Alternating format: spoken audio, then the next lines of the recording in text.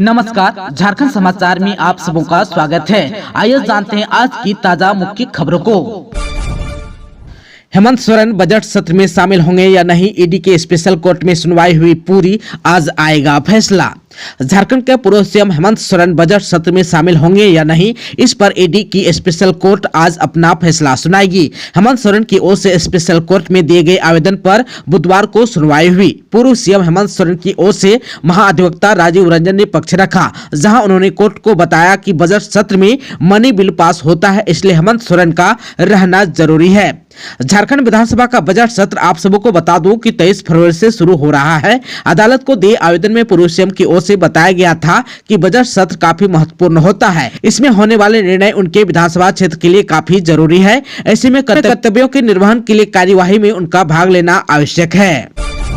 चंपई सोरेन ने 24,000 आबुआ आवास की दी सौगात, 80 बसों के साथ शुरू हुई मुख्यमंत्री ग्राम गाड़ी योजना।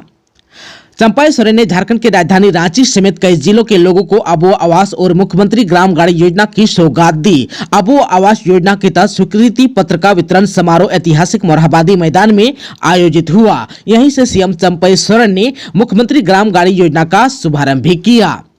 झारखंड के मुख्यमंत्री ने आबुआ आवास योजना और मुख्यमंत्री ग्राम गाड़ी योजना के शुभारंभ के अवसर पर आबुआ आवास योजना के लाभुकों को स्वीकृति पत्र भी सौंपा। मोरहाबादी मैदान में उन्होंने केंद्र सरकार पर जमकर निशाना भी साधा। हेमंत सोरेन को जेल भेजे जाने का मुद्दा भी चंपई सोरेन ने उठाया। मुख्यमंत्री चंपई सोरेन ने कहा कि भारतीय जनता पार्टी की अगुवाई वाले केंद्र सरकार गैर भाजपा शासित प्रदेशों की सरकारों को लगातार परेशान करती रहती है। झारखंड मुक्ति मोर्चा के नेता और युवा मुख्यमंत्री हेमंत सोरेन ने जब भाजपा के आगे घुटने नहीं टेके तो उनको केंद्रीय एजेंसियों की मदद से जेल में डाल दिया गया। इसके साथ ही श्री सोरेन ने कहा कि पूरे देश में प्रधानमंत्री आवास बने। प्रधानमंत्री ने बड़ी बड़ी बातें की। झारखंड से भी प्रधानमंत्री आवास के लिए लिस्ट भेजी गई, लेकिन केंद्र सरकार ने झारखंड को पैसे देने से मना कर दिए।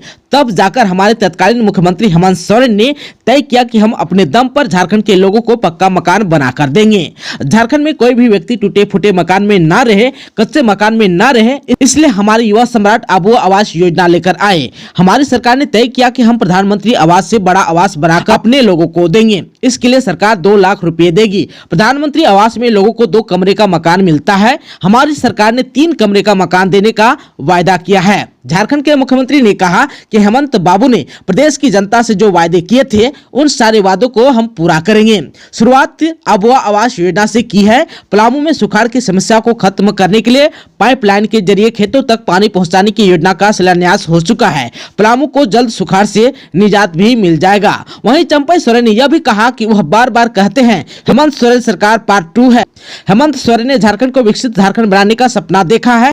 उन्होंने इसके लिए कई योजना तैयार की है। चंपई सोरेन की सरकार उन योजनाओं को लागू करेगी और प्रदेश को खुशहाल प्रदेश बनाने में कोई कसर बाकी नहीं रखेगी। झारखंड के चीफ मिनिस्टर ने हेमंत सोरेन की तारीफ करते हुए कहा कि जब कोरोना संकट के दौरान पूरा देश थम गया था, कोई कहीं आ जा नहीं पा रहा था, उस वक्त हेमंत सोरेन ने झारखंड के सभी लोगों को सुरक्षित अपने घर पहुंचाने की पहल की थी। उन्होंने लुंगी और हवाई चप्पल पहनने वालों के लिए हवाई जहाज की व्यवस्था की ताकि वे सुरक्षित अपने परिवार के पास पहुंच सके। वहीं चंपई सोरेन ने कहा कि जब से झारखंड में झारखंड मुक्ति मोर्चा, कांग्रेस और राष्ट्रीय जनता दल के गठबंधन की सरकार बनी, तभी से इसे गिराने की साजिश रची जाने लगी। झारखंड के खनिज संपदा पर बाहरी लोगों की गिद्ध दृष्टि है। भाजपा की सरकार इतने दिनों तक प्रदेश में रही, उन्होंने सूबे का विकास नहीं किया। अब हमारी सरकार विकास कर रही है तो इन्हें परेशानी हो रही है।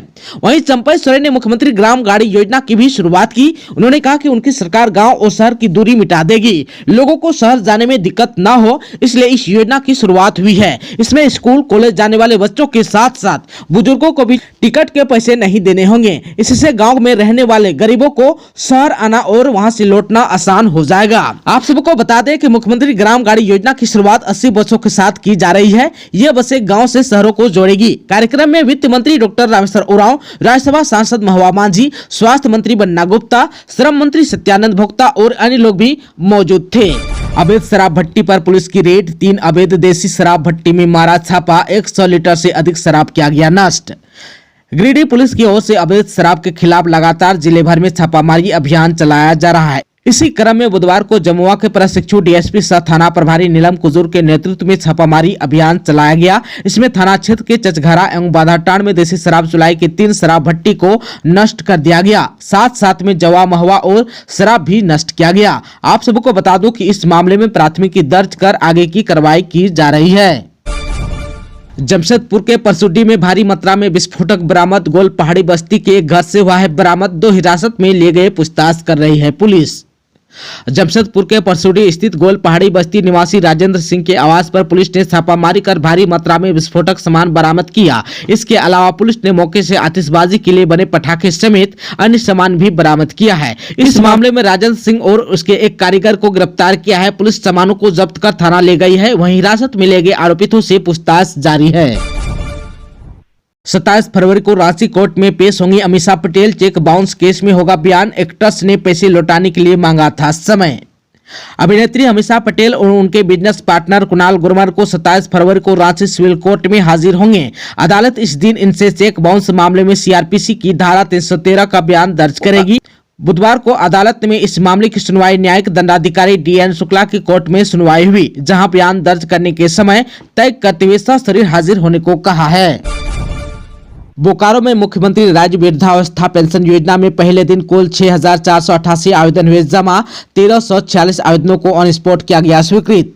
बोकारो जिले के सभी पंचायतों में विशेष शिविर आयोजित की गई, जिसमें मुख्यमंत्री राज्य वृद्धावस्था पेंशन योजना में पहले दिन कुल 6,488 आवेदन जमा हुए। इनमें 1,346 आवेदनों को ऑन स्पॉट स्वीकृत किया गया।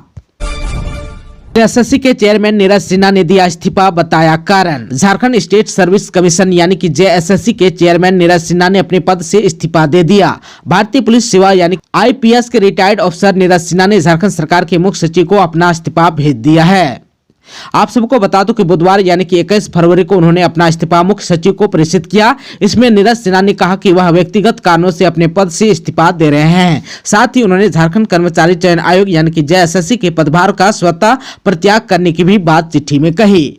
महज 4 लाइन के इस्तीफे में जेएसएससी के चेयरमैन ने लिखा कि व्यक्तिगत कारणों से मैं आज दिनांक 21/2/2024 के अपराह्न में अध्यक्ष झारखंड कर्मचारी चयन आयोग के पद से त्याग पत्र समर्पित करता हूँ और पदभार का स्वतः परित्याग करता हूं। आप सबको बता दें कि इसी साल जनवरी महीने में झारखंड कर्मचारी चयन आयोग की ओर से कंबाइंड ग्रेजुएशन लेवल की परीक्षा हुई थी। परीक्षा का पेपर लीक हो जाने की वजह से 28 जनवरी 2024 को हुई जेएसएससी सीजीएल परीक्षा का पेपर लीक होने के बाद स्टूडेंट ने काफी हंगामा भी किया था।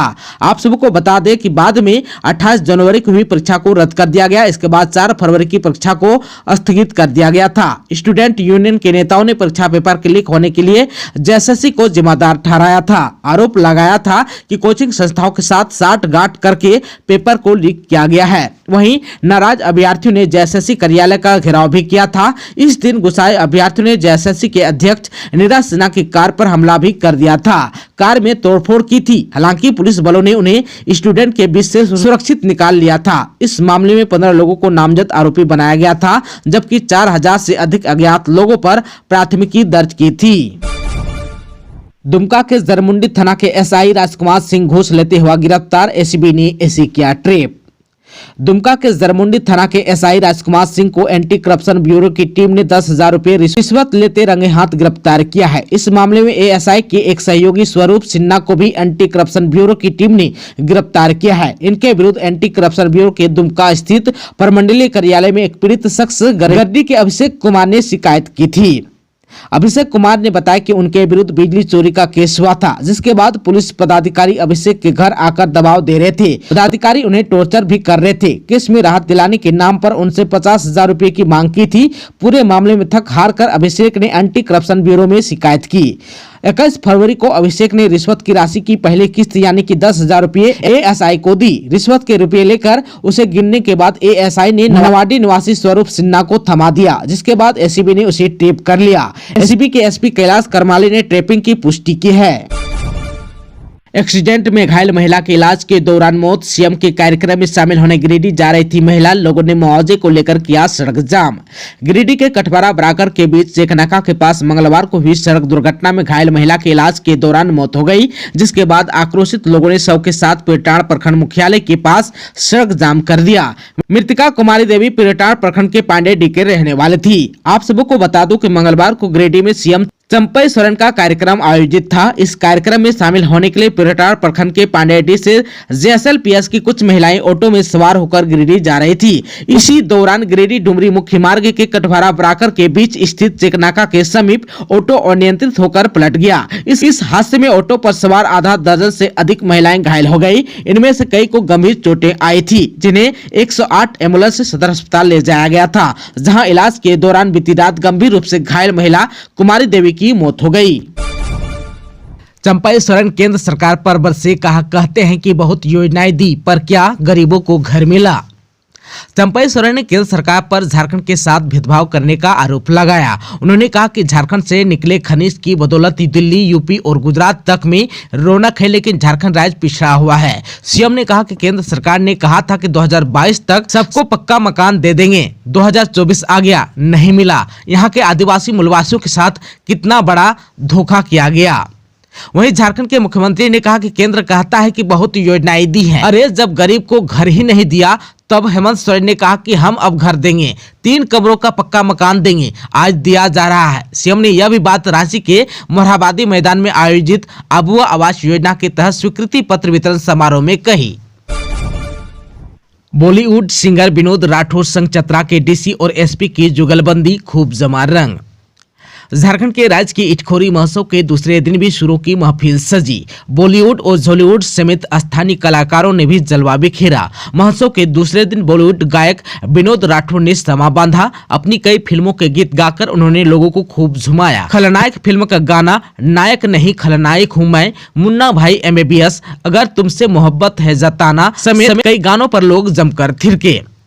वहीं झारखंड की शालिनी दुबे ने तेरे नाम से मर जाना, जवानी जाने मन, तेरे रस के कमर समेत कई भोजपुरी और नागपुरी गीतों के साथ जमाया। वहीं साक्षी प्रिया ने छाप तिलक, दमादम मस्त कलंदर, हम तेरे शहर में आए हैं मुसाफिर बनकर समेत शास्त्रीय संगीत प्रस्तुत किया। वहीं हॉलीवुड कलाकार किशोर राहुल ग्रुप ने रिकॉर्डिंग डांस प्रस्तुत किया। वहीं विनोद राठौर के गीत के आगे चतरा डीसी अब्बू इमरान और एसपी राकेश रंजन भी अपने आप को रोक नहीं पाई। डीसी ने सबसे पहले वो बारिश का पानी वो कागज की कश्ती गाकर दर्शकों का दिल जीत लिया। उसके बाद डीसी और एसपी की जोड़ी ने विनोद राठौर का साथ दिया। दोनों ने अगर तुमसे मोहब्बत है जताना गाना गाया। महोत्सव के दूसरे दिन भी दर्शकों की काफी भीड़ थी। कार्यक्रम के दौरान भीड़ काफी उत्साहित थी। लोग मेला का भी लुत्फ उठाते दिखे। सांसद सुनील कुमार सिंह और विधायक किशुन दास कार्यक्रम देखने पहुंचे। दोनों ने संगीत का पूरा आनंद उठाया। दोस्तों, अभी तक आपने चैनल को सब्सक्राइब नहीं किया है तो प्लीज चैनल को सब्सक्राइब कर बेल आइकन को प्रेस कर दीजिएगा, ताकि खबरों का अपडेट आपको मिलता रहेगा। इसके साथ ही आज के खबरों में बस इतना ही। हमें दीजिए इजाजत। नमस्कार।